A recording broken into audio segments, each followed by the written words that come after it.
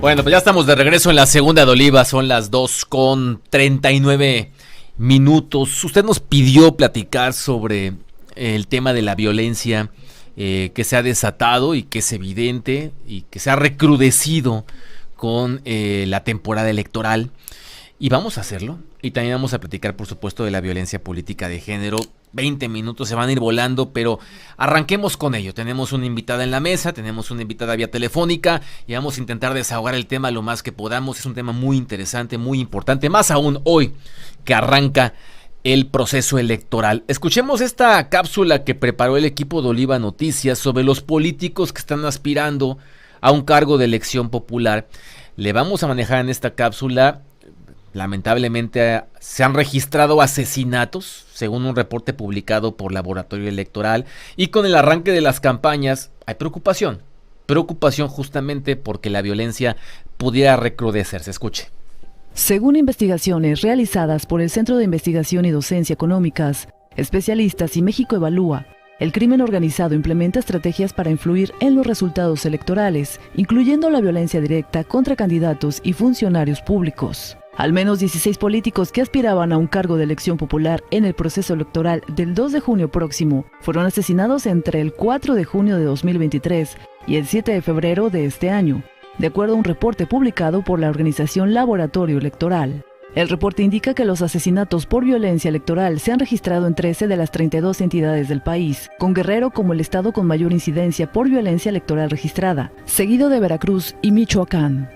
Este informe se une al recuento Votar entre balas, monitoreo de data cívica, que documentó que 2023 cerró en México como el año con más violencia político-criminal, con 574 agresiones, la mayor cantidad en 5 años. Hace unos días, el 27 de febrero, solo hubo una diferencia de horas entre el asesinato a tiros del morenista Miguel Ángel Zavala Reyes y el ataque también a balazos al precandidato del PAN, Armando Pérez Luna, ambos precandidatos a la presidencia municipal de Marabatío, Michoacán, lo cual provocó estragos en otros 7 aspirantes a cargos públicos, que decidieron bajarse de la contienda electoral ante el temor de ser víctimas de ataques. La Unión Interamericana de Organismos Electorales ha externado su preocupación sobre la violencia que rodea al actual proceso electoral.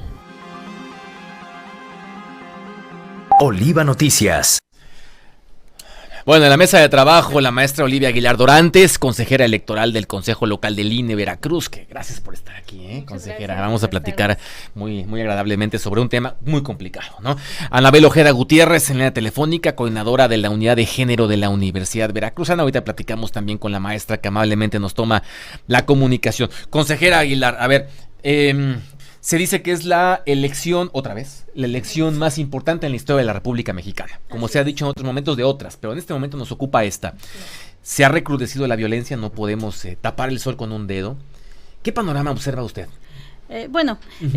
Como bien dice, pues es la elección más grande, sí, es la más importante. Como usted dice, pues en el momento esa es y tiene que ver pues con el número de electores, sí, ¿no? Que la ciudadanía va creciendo, sí, y bueno, en ese sentido es la más importante. ¿Qué pasa? Pues que están en juego muchas cosas, ¿no? Lo más importante pues es el cambio de la presidencia de la República, sí, ¿no? Y pues hay cuántas elecciones, cuántos cargos están en juego. Entonces sí, desafortunadamente estamos en un contexto de mucha violencia en general y pues desafortunadamente el proceso electoral no está ajeno a este, ¿no?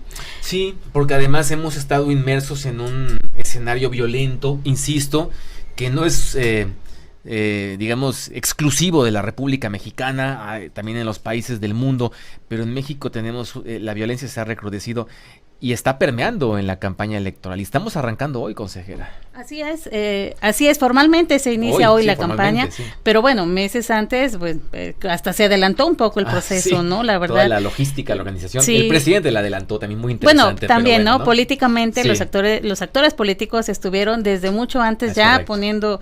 Entrando al juego, ¿no? Por sí, así decirlo. Entonces, bueno, pues sí, desafortunadamente estamos en este ambiente de mucha violencia que se reproduce cotidianamente. Entonces, bueno, las diferentes autoridades, sí, pues están tomando cartas en el asunto. Sí, creemos que puede ser pues favorable el que todos los actores que les toca hacer algo en ese sentido, sobre todo la parte preventiva, ya ni se diga de pues no de tomar acciones para poder actuar cuando ya se presenta, poder atenderla y poder sancionarla también para que estos casos no queden impunes, ¿no? Pero bueno, lo que más nos interesaría es prevenir cualquier situación de violencia, ¿no? Sí, exacto, el trabajo está en la prevención justamente, ¿no? Ahí es donde hay que trabajar bastante. Está la maestra Anabel Ojeda en la línea, coordinadora de la Unidad de Género de la Universidad Veracruzana. Maestra, gracias por tomar esta comunicación. Y justamente hablábamos de esto, de este trabajo de prevención.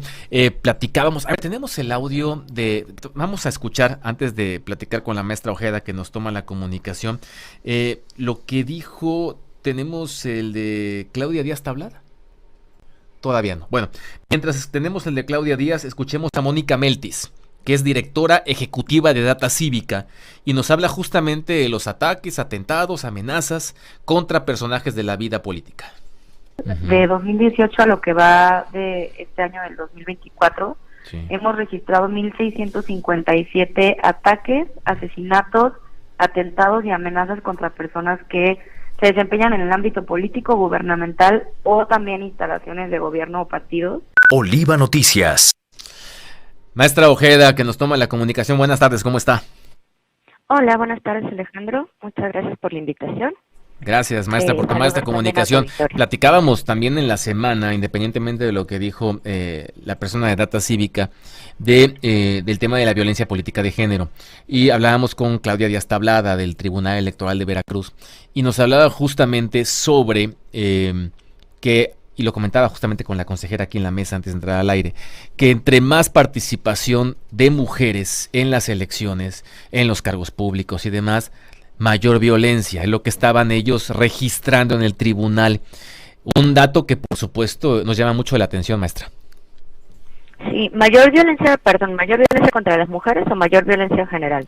No, contra las mujeres. Platicábamos justamente del tema de violencia política de género y estaban ocupando cargos que históricamente ocupaban los hombres y que eso también ha desatado más la violencia. Era un dato interesante y que también incluso la misma presidenta del Tribunal Electoral, Tania Celina, también lo dio a conocer, maestra. Sí, evidentemente, pues hay muchos espacios todavía de la esfera pública en los que las mujeres somos o seguimos viéndonos para algunos como intrusas, ¿no? Como que estamos ocupando espacios que no nos corresponden, estamos tomando acciones que no nos corresponden, y eso, bueno, pues por una cuestión de creencias misóginas anquilosadas que ya conocemos todas y todos.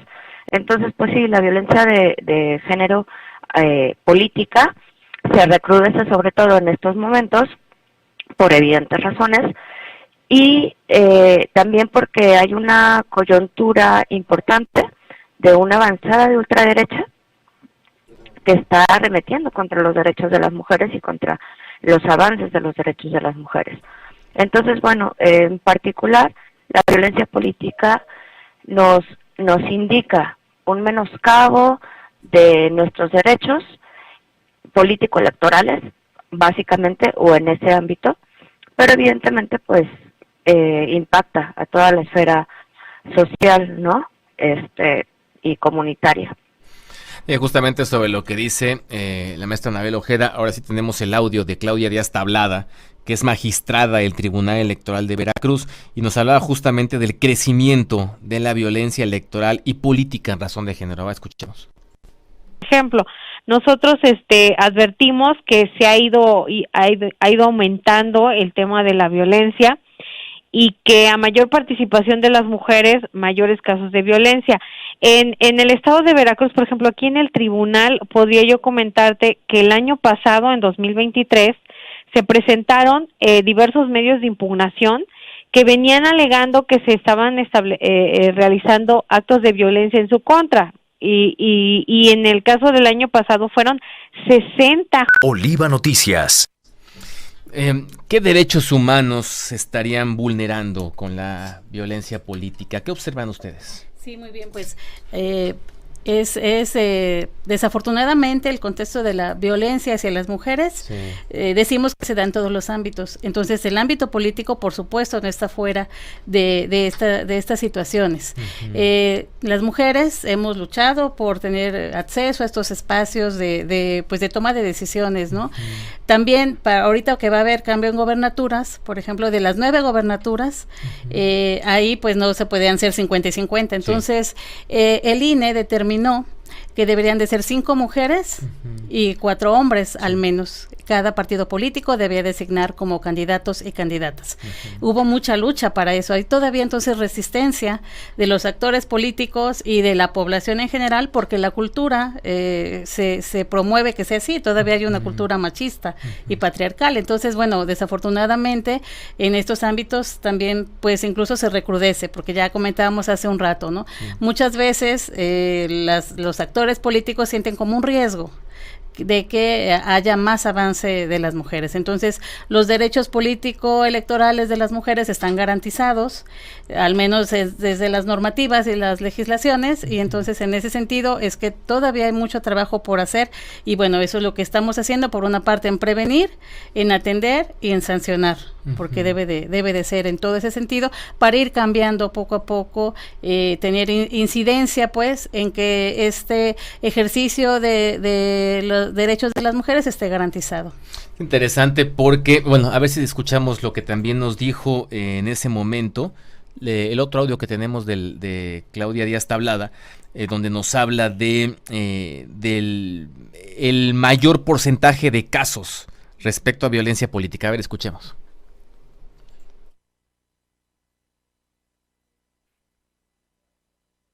Y sí, efectivamente, se dan mucho más en el ámbito pues donde hay zonas indígenas, por ejemplo, más que en zonas rurales. Oliva Noticias. Muy bien, esta parte de lo que dijo entonces Claudia Díaz Tablada. Ahora bien, Anabel Ojeda, sin duda esta elección además, y lo pregunta mucho la gente, lo comenta mucho la gente, nos lo ha dicho durante todo este tiempo que llevamos comentando los temas electorales, es que bueno, a menos que ocurra algo extraordinario, habrá una presidenta en la República Mexicana.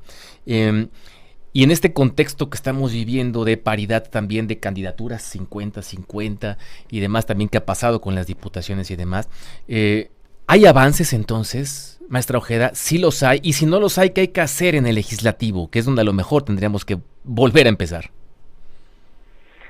Pues mira, pienso que hay avances, pero tenemos que entender que es un problema estructural, histórico, de fondo. Entonces, los avances como los principios de paridad, por ejemplo, pues son acciones afirmativas, pero que inciden, sí y solo sí, hay una conciencia clara de las brechas de desigualdad.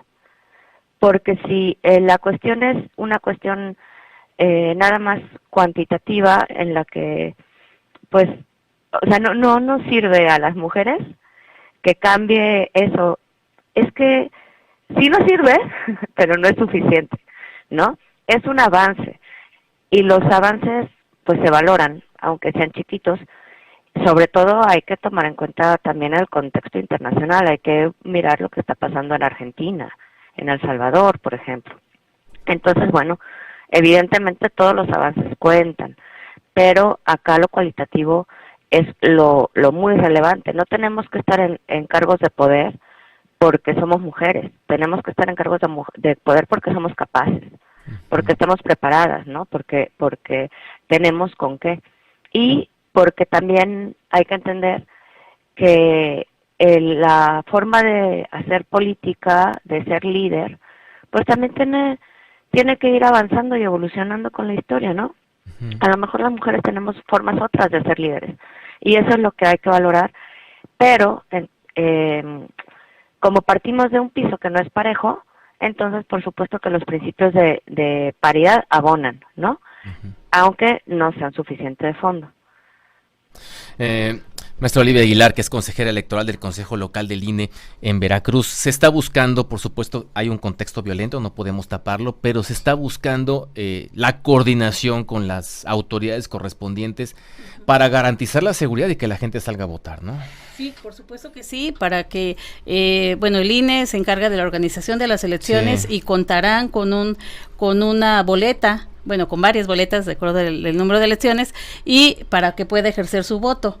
Y entonces, todo lo que eso conlleva también que sea en un ambiente seguro, ¿no? Entonces se está trabajando también para eso, y hay un aspecto que también es importante ponerlo sobre la mesa, que tiene que ver con las redes sociales, la violencia mediática, la violencia digital, que desafortunadamente, todavía, no todavía, sino que se está empezando a recrudecer, precisamente porque creo que hay muchas posibilidades, como lo acaba de decir, que tengamos una presidenta por primera vez en la historia de nuestro país.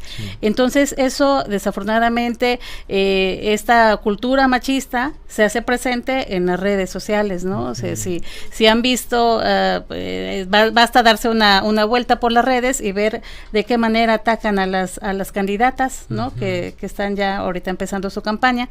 Se van hacia la parte física, hacia la parte íntima, de con quién se relacionan, y entonces ahí también hay mucho trabajo que hacer. Estamos dentro de nuestro programa de trabajo abonando a la sensibilización, que todavía desafortunadamente es necesaria, pero estos avances que estamos teniendo, hay que ir con pasos sólidos, y ahora hay que hacerlo en las mejores condiciones, porque la paridad es una parte, como bien decía la maestra Anabel, no es suficiente, pero se debe de llegar a esos puestos en las mejores condiciones, y no solo se trata de llegar a esos puestos, a esos cargos, también se trata de que pueda ejercer sus funciones en las mejores condiciones también. Condiciones. Esa es otra parte. Sí, que es otra parte que también deberíamos tocar. Hay también durante la semana, dentro de esta charla que sostuvimos con Mónica Meltis, nos hablaba de la letalidad asociada a procesos electorales. A ver si podemos escuchar el segundo audio, por favor. ¿Qué medidas que no solamente tienen que suceder en el contexto electoral, porque esta violencia, como ya saben, les mencionaba, sucede en muchos momentos, ¿no? Pero reconociendo que las elecciones son un momento importante, creo que sí es una llamada de atención para el gobierno, para pensar. Oliva Noticias. Nos decían las autoridades, maestra Anabel Ojeda, de la Unidad de Género de la Universidad Veracruzana, que la mayoría de las denuncias de corte oficial, que está en el Tribunal Electoral, tenía que ver con violencia política en razón de género en medios de comunicación, que era justamente a donde más se estaba generando, maestra. Sí, como lo acabamos de mencionar, el impacto de las redes sociales es muchísimo, ¿no? Cosa que va aumentando cada vez más, y de una manera como muy, digamos, irresponsable, ¿no? En las redes una persona puede escribir lo que sea en cualquier momento y prácticamente sin ninguna consecuencia. Entonces, eso se agrava cuando la violencia la estamos recibiendo las mujeres, justamente por lo que acabamos de comentar, porque se atacan los, digamos, mecanismos de control sobre las mujeres que ha utilizado el patriarcado siempre. Nuestro cuerpo, nuestra sexualidad, las personas con las que nos relacionamos, nuestros hijos e hijas incluso, ¿no? El qué tanto nos acercamos o nos salimos de los estereotipos de género, de las ideas socialmente aceptadas, incluso de belleza. Entonces, la violencia digital tiene un impacto diferenciado para hombres y para mujeres. Y los alcances de las redes sociales son prácticamente infinitos, ¿no? O sea, lo que está ahí va a seguir estando ahí, yo no sé cuánto tiempo, o para siempre, ¿no? Y se va a seguir viendo. Entonces, reitero lo que acaba de decir la maestra Olivia, es una cuestión muy complicada para las mujeres que deciden incidir, ¿no? Y ejercer su derecho a votar y a ser votada. Sí. Maestra Anabel Ojeda, le mando un fuerte abrazo. Tenemos ya el tiempo encima, pero gracias por estar en esta mesa de trabajo. Abrazos, maestra, gracias. mucho gusto. Muy gentil la maestra Anabel Ojeda en tomarnos esta comunicación. Antes de irnos, la gente, y es cierto, porque ¿qué se puede designar como violencia electoral? Porque tal pareciera, y así ocurre, ¿no?, que se relaciona con ataques armados, como que de momento nos vamos para allá, ¿no? Ataques armados o más, pero hay otros temas que representan violencia política. Así es, sí, o sea, tiene que ver con no dar la autoridad que por ejemplo, en una comunidad cerca de Noblinco, una agente municipal terminó renunciando porque nadie respetaba su autoridad. Por poner un ejemplo sí, claro. muy no, pero es muy claro. Pero es muy claro, o sea, el no respetar la autoridad, no dejar que ejerza todas sus funciones, el no dotar de los recursos necesarios en dado caso de que sea, por ejemplo, candidata, que no se les da los recursos y las prerrogativas. Se le dan a los hombres, derecho, pero no a las mujeres. Pero no a las mujeres, ¿no? Mandarla a ser candidata de un distrito que ya sabemos que va a perder. Por ejemplo, bueno, ahí tú tienes posibilidad, pues sí, pero es un distrito donde ya se sabe que va. Sí, ya la contemplamos, ahí está, cubrimos el número, pero no va a ganar. Exacto, ¿no? Entonces estamos cumpliendo, ¿no? Entonces tiene que ver con menoscabar la real toma de decisiones y el ejercicio de las funciones que amerita un cargo o un puesto, ¿no? Entonces tiene que ver con todo eso, sí, el derecho, como decía hace rato, el de votar y ser votada, ¿no? Es una parte, ¿no? El poder llegar a ser candidata, luego el que sea electa y luego que pueda ejercer sus funciones con toda amplitud de lo que implica, ¿no? Pues vamos a seguir nosotros, por supuesto, en Oliva Noticias, abonando al tema de, por supuesto, sabemos la violencia que hay en el país, pero lo que queremos es que la gente salga a votar, ¿no? Que salga a votar, que se sienta segura. Bien hablaba, consejera, de que hay coordinación con las autoridades. El INE organiza la elección, pero tiene coordinación con autoridades que se encargan de cuidar, ¿no? Que el elector quiera ir a votar el próximo 2 de junio. Yo le quiero agradecer haya estado aquí y nos permita seguir en comunicación con usted. Sí, por favor, se los agradecería mucho. La democracia debe de ejercerse en paz. Exacto, ¿no? en Entonces, paz. bueno, trabajemos para eso en la medida de lo posible, lo que nos toca, pues, hagamos lo que nos toca. Sí, efectivamente, maestra. Gracias, es la maestra Olivia Aguilar Torantes, consejera electoral del Consejo Local del INE en Veracruz. Nos vamos. Federico Ríos, gracias en los controles, Karina Arriaga en los contenidos, gracias, Emanuel Romero, Edgar Salomón Flores en producción, gracias, que tenga buena tarde, provecho.